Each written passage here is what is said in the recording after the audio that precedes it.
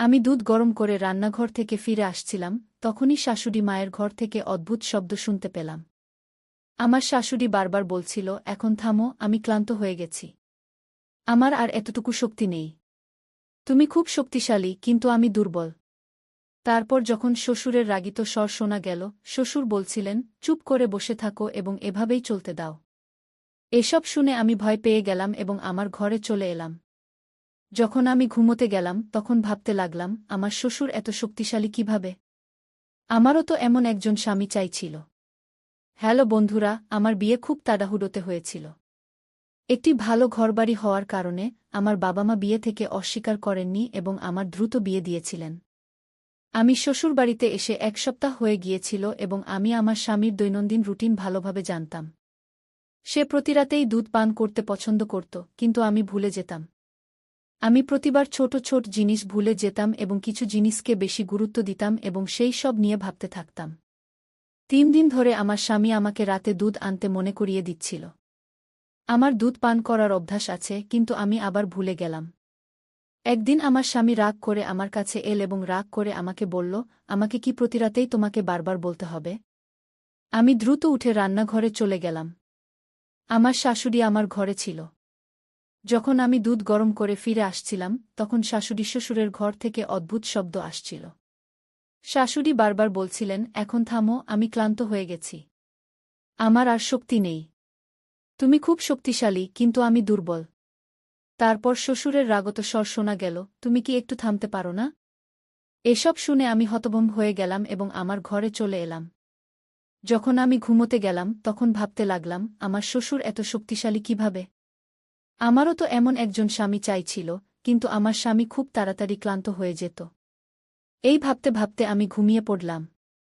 সকালে যখন আমি উঠলাম তখন আমার শাশুড়ি রোজের মতো ঘরের কাজ করছিলেন। তার আচরণ একদম স্বাভাবিক ছিল। এমন মনে হচ্ছিল না যে তিনি রাতে এই সব করছিলেন। আমার শ্বশুর একদিন তাড়াতাড়ি কাজ থেকে বাড়ি এলেন এবং সঙ্গে সঙ্গে শাশুড়িকে ঘরে ডেকে নিয়ে গেলেন। আমি খাবার বানালাম এবং আমার শাশুড়িকে ডাকতে তার ঘরের কাছে গেলাম। দরজায় পৌঁছে তাদের আওয়াজ শুনে আমি হতবাক হয়ে গেলাম। রাতের খেলা আবার শুরু হয়ে গিয়েছিল। শাশুড়ি বলছিলেন, থামো, আমি ক্লান্ত হয়ে গেছি। এসব শুনে আমি ভয় পেয়ে গেলাম এবং রান্নাঘরে ফিরে এলাম। যখন আমি রান্নাঘরে এলাম তখন ভাবছিলাম, আমার শ্বশুর কি খান যে এত শক্তিশালী হয়ে যান? আধ ঘন্টা পরে আমি আবার তাদের ঘরে গেলাম এবং আবার সেই একই আওয়াজ শুনতে পেলাম। এখন আমি ভাবছিলাম, শ্বশুর এত শক্তিশালী হওয়ার রহস্য কি? এখন আমি জানতে চাইছিলাম, আমার শাশুড়ি তাকে প্রতিদিন কেন মানা করেন? 15 মিনিট পরে শাশুড়ি ঘর থেকে বেরিয়ে এলেন। যখন তিনি বেরোলেন তখন তার মুখে কিছুই দেখা যাচ্ছিল না, কিন্তু 2টি হাত কোমরে ছিল এবং তিনি বলছিলেন, এই কোমরের ব্যথা কখন সেরে উঠবে? এ শুনে আমি আমার হাসি চেপে রাখতে পারলাম না। এখন আমি জানতে চাইছিলাম, শাশুড়ি তাকে কি দেন? আমার নজর আমার শাশুড়ির উপর ছিল। আমার স্বামী তাদের থেকে খুব আলাদা ছিলেন। তিনি তাড়াতাড়ি ঘুমিয়ে পড়তেন এবং আমি আমার স্বামীর ভালোবাসার আকাঙ্ক্ষা রাত জাগতাম। তখনই আমার নজর শাশুড়ির ঘরের উপর যেত। তাকে দেখে আমি অবাক হতাম যে তিনি এই বয়সেও কিভাবে মজা করতে পারেন। স্বামী তো ঘুমিয়েছিলেন, কিন্তু আমি ভাবছিলাম, আমার স্বামীও যদি আমার শ্বশুরের মতো হতেন। তাদের দরজার কাছে শাশুড়ির আওয়াজ শোনা যাচ্ছিল, এখন থামো, আমাকে ছেড়ে দাও। এ শুনে আমি খুব অস্বস্তি বোধ করলাম। তারপর আমি ভাবলাম, আমাকে তাদের ঘরে গিয়ে দেখতে হবে যে তারা আসলে কি করেন এবং শাশুড়ি শ্বশুরকে কি খাওয়ান। আমি এটি জানার চেষ্টা করলাম, কিন্তু কিছুই জানতে পারলাম না। তারপর আমি ভাবলাম, সেই জিনিসটি ঘরে লুকানো থাকবে। তাই আমি দেখতে চাইছিলাম তারা এখন কি করেন। তারপর আমি উঠে শাশুড়ি শ্বশুরের ঘরে চলে গেলাম। ঘরে আলো জ্বলছিল, এর মানে তারা ঘুমোচ্ছিলেন না। জানালা থেকে আওয়াজ আসছিল, শাশুড়ি বলছিলেন, তুমি আমাকে এই বয়সেও ছাড়ছ না? তুমি জানো এখন আমি ক্লান্ত হয়ে গেছি। শ্বশুর বলছিলেন, একটু সহ্য করো, তারপর তোমার ব্যথা থাকবে না। কিছুক্ষণের জন্য শাশুড়ি শান্ত হয়ে গেলেন। আমি জানালা দিয়ে দেখার চেষ্টা করলাম, কিন্তু পর্দা টানা ছিল। আওয়াজ শোনা যাচ্ছিল, কিন্তু কিছু দেখা যাচ্ছিল না। এটি দেখে আমি হতাশ হয়ে গেলাম এবং আমার ঘরে ফিরে এলাম। আমিও আমার বিছানায় এসে ঘুমিয়ে পড়লাম। তখনই আমার স্বামী রাগ করে বললেন, এই সময় কোথা থেকে আসছ? তার প্রশ্ন আমাকে হতবাক করে দিল। আমি তার দিকে ভালো করে তাকালাম, তখন স্বামী তার বিছানা থেকে উঠে দাঁড়ালেন এবং আমার দিকে অদ্ভুত দৃষ্টিতে তাকিয়ে বললেন, তুমি আমার সম্পর্কে কি ভাবছ? আমি ঘুমোচ্ছি, তাই তুমি কিছুই করবে এবং আমার কিছুই জানা থাকবে না। স্বামীর তারা আমাকে বিরক্ত করেছিল। তারা বলল, সত্যি বলো তুমি কোথায় গিয়েছিলে? আমি তৎক্ষণাৎ বললাম, আমার ভাল লাগছিল না, মাথা ব্যথা হচ্ছিল, তাই আমি বাইরে উঠানে চলে গিয়েছিলাম। এখন তুমিই বলো, এতে কি ভুল আছে? আমি একটু জোরে বললাম। সে এক মুহূর্তের জন্য চুপ থাকল এবং বলল, বাইরে উঠানে যাওয়ার কি দরকার ছিল? পরের বার যখন তোমার মাথা ব্যথা করবে আমাকে জাগিয়ে দিও। তোমার একা বাইরে যাওয়ার দরকার নেই। এটা বলেই তারা আবার ঘুমিয়ে পড়ল।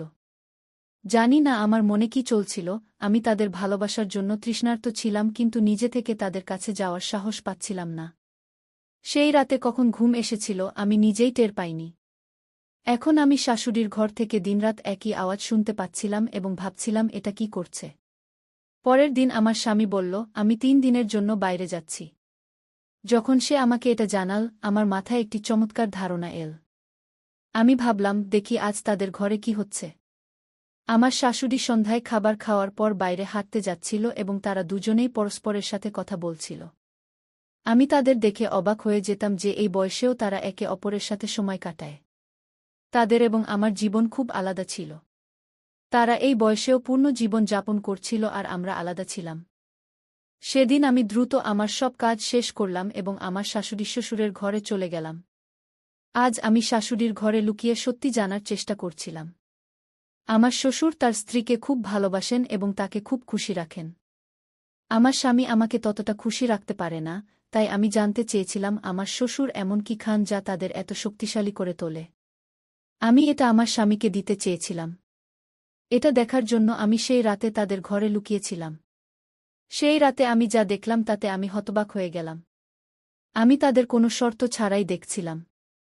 কিছুক্ষণ পর আমি উঠে দাঁড়ালাম এবং তাদের কাছে গেলাম।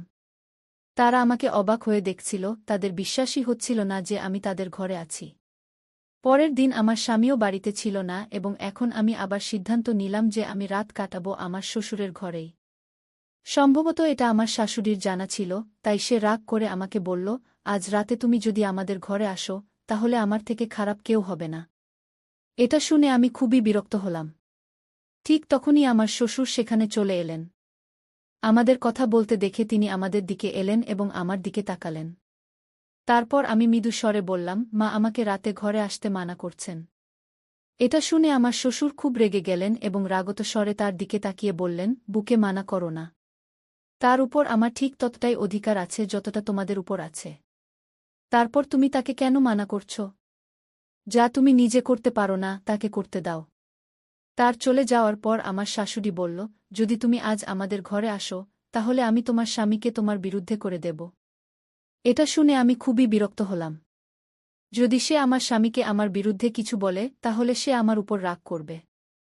আমার পক্ষে এসব সহ্য করা অসম্ভব ছিল। আমি জানতাম আমার স্বামী সন্দেহপ্রবণ মানুষ। যদি তার মনে কোনো কথা ঢুকে যায় তাহলে তা দূর করা সহজ নয়। আমার এখনও মনে আছে, যখন প্রথম দিকে একবার আমি ঘর থেকে বাইরে চলে গিয়েছিলাম, তখন সে আমাকে কত রাগ করে কথা বলেছিল। আমি তার চোখে সন্দেহ দেখে ভয় পেয়ে গিয়েছিলাম। যদি আমার শাশুড়ি এমন কিছু বলে তাহলে আমি কি করব? আর আমার স্বামী তার মায়ের কথা শুনবে এবং তার উপরই বিশ্বাস করবে।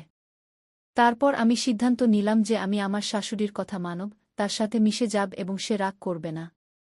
সে আমার স্বামীকে আমার বিরুদ্ধে করার চেষ্টা করবে না। আমি রাতের খাবারের পরপরই আমার ঘরে চলে গেলাম এবং ঘুমিয়ে পড়লাম। আমি খুব খুশি ছিলাম যে গতকাল আমি আমার শ্বশুরের ঘরে গিয়েছিলাম এবং তাদের দেখে আমি আনন্দ পেয়েছিলাম। কিন্তু যখন আমার শাশুড়ির আচরণের কথা মনে পড়ল, আমি চুপ হয়ে গেলাম। ঠিক তখনই দরজায় কড়া নাড়ল। আমি দরজা খুললাম, সামনে আমার শ্বশুর দাঁড়িয়েছিলেন। তিনি আমাকে অবাক হয়ে দেখলেন এবং বললেন, আজ তোমাকে আমার ঘরে আসার কথা ছিল, এখনও কেন আসনি? তার কথায় আমি ভাবনায় পড়ে গেলাম এবং বললাম, আজ আমার শরীর ভালো নেই। আমার শ্বশুর কিছুক্ষণ আমাকে শান্তভাবে দেখলেন, তারপর বললেন, আমি জানি তুমি কেন মানা করছ। তুমি সম্ভবত তোমার শাশুড়ির ভয়ে এসব বলছ। চিন্তা করো না, আমি তাকে বুঝিয়ে দিয়েছি। এখন আমি তোমার জন্য অপেক্ষা করছি। যখন আমি তার ঘরে গেলাম, আমি খুব খুশি হলাম এবং তারা আবার সেই একই কাজ করছিল। আমার শাশুড়ি গতকালের আগেই ক্লান্ত হয়ে পড়েছিল। কিছুক্ষণ পর তার শ্বাস ছোট হয়ে এল এবং বলল, আজ আমার শরীর ভালো নেই, আমি আজ এসব করতে পারব না। ঠিক সেই মুহূর্তে শ্বশুর বললেন, তোমার কি সমস্যা হচ্ছে? দিনের পর দিন তুমি আমাকে খুব কম সময় দিচ্ছ এবং দ্রুত ক্লান্ত হয়ে পড়ছ। এখনই এখানে এসো। এখন যদি তুমি চুপ করে না বসো, তাহলে আমার চেয়ে খারাপ কেউ হবে না। তারপর আমার শাশুড়িও আমাদের সাথে চলে এল। আমরা বেশ কিছুক্ষণ ধরে এটাই করতে থাকলাম। কিছুক্ষণ পর আমার শাশুড়ি একপাশে সরে গেল এবং বলল, এখন আমার কাজ শেষ। আমার আর সাহস নেই। তারপর আমরা দুজনেই এটাই করতে থাকলাম এবং বেশ কিছুক্ষণ পর যখন আমি ক্লান্ত হয়ে পড়লাম, তখন আমার শ্বশুর নিজেই আমাকে বললেন, তুমি খুব ক্লান্ত হয়ে গেছ। এখন আমরা এই কাজ বন্ধ করি এবং কাল ছুটি নিই। এটা শুনে আমার খুব দুঃখ হল যে তারা কাল রাতে কাজ করতে পারবে না। এই ভাবছিলাম যে দরজায় কড়া নাড়ল। দরজা খুললে আমার শ্বশুর বাইরে দাঁড়িয়েছিলেন। তিনি আমাকে অদ্ভুত দৃষ্টিতে দেখলেন এবং বললেন, আজ তুমি খুব সুন্দর দেখাচ্ছ। আমি তার প্রশংসায় লজ্জা পেলাম। তিনি বললেন, চলো আজও কাজ করি। ঘরে এসো, আমি তোমার জন্য অপেক্ষা করছি। আমি তার ঘরে চলে গেলাম এবং তারপর আমরা তিনজনই সেই কাজ করতে লাগলাম যা গত 2 দিন ধরে করছিলাম। এখন আমার মন বলছিল যে আমাকে এই কাজ প্রতিদিন করা উচিত। পরের দিন আমার স্বামীও বাড়ি ফিরে এলেন। স্বামী আসার পরই তিনি আমাকে তার অস্থিরতাপূর্ণ প্রেমের গল্প শোনাতে লাগলেন। আমার ছাড়া তিনি কতটা অস্বস্তিতে ছিলেন এবং আমি সেখানে কত কিছু মিস করছিলাম। আমিও তার কথায় খুব খুশি হলাম যে শেষ পর্যন্ত সে আমার অনুভূতি বুঝতে পেরেছে এবং আমার অভাব অনুভব করেছে। তারপর আমি আমার মাথা তার বাহুতে রাখলাম এবং আরামে ঘুমিয়ে পড়লাম। এখন আমি প্রতিদিন স্বামীর ঘুমানোর পর শ্বশুরের ঘরে যেতাম। তারপর আমরা মধ্যরাত পর্যন্ত এটাই করতাম। এক রাতে যখন আমি শাশুড়ি শ্বশুরের ঘর থেকে ফিরে আমার ঘরে এলাম, তখন আমার স্বামী খুব রেগেছিলেন। আমার স্বামী আমাকে বললেন, আমি তোমাকে বলেছিলাম যে রাতে ঘর থেকে বেরিজো না, কিন্তু তুমি আমার কথা মানোনি। এখন সত্যি সত্যি বলো তুমি কোথায় গিয়েছিলে? আমি তার পাশে বসলাম এবং বললাম, আমি তোমার মায়ের ঘরে গিয়েছিলাম। এটা শুনে তিনি আশ্চর্য হয়ে গেলেন। তুমি এতক্ষণ আমার মায়ের ঘরে কি করছিলে? তিনি আমাকে সন্দেহের দৃষ্টিতে দেখলেন। আমি বললাম, আমার তার সাথে কাজ ছিল, তাই গিয়েছিলাম। এরপর তিনি চুপ রইলেন এবং কিছু বললেন না। এখন দ্বিতীয় বা তৃতীয় দিন যখন আমি আমার শাশুড়ির ঘরে সুখ নিতে যাচ্ছিলাম, এবারও তারা ঘুমাননি, তখন আমার স্বামী আমাকে জিজ্ঞাসা করতে লাগলেন যে তুমি মায়ের কাছে কি কাজ করতে যাও? আমি কিছু না বলেই যেতে লাগলাম, কিন্তু আমার স্বামী আমাকে টেনে বিছানায় ঠেলে দিলেন এবং রেগে বলতে লাগলেন। আমি তাকে এত রেগে দেখে ভয় পেলাম এবং তাকে বলতে যাচ্ছিলাম যে দরজায় কড়া নাড়ল। আমার স্বামী গিয়ে দরজা খুললেন। সামনে আমার শ্বশুর ছিলেন। তার আমার স্বামীর সাথে কিছু কাজ ছিল, তাই তিনি তার ছেলের সাথে চলে গেলেন। আমি একটা গভীর শ্বাস নিলাম এবং শান্ত হলাম। তারপর কিছুদিন পর এক রাতে যখন আমি শাশুড়ি শ্বশুরের ঘরে গেলাম, তখন সম্ভবত আমার স্বামী ঘুমাননি এবং তিনি আমাকে খুঁজতে খুঁজতে সেই ঘরে চলে এলেন। সামনে আমাদের এমন করতে দেখে তিনি হতবাক হয়ে গেলেন। যখন তিনি আমাদের এক পায়ে দাঁড়িয়ে পূজা করতে দেখলেন, তখন তার মুখ থেকে তীব্র আওয়াজ বের হল, কি হচ্ছে? তখন আমার শাশুড়ি তার অন্য পা মাটিতে রাখল এবং সোফায় বসে বলল, তোমার বাবা কতদিন ধরে এই পূজা করছেন?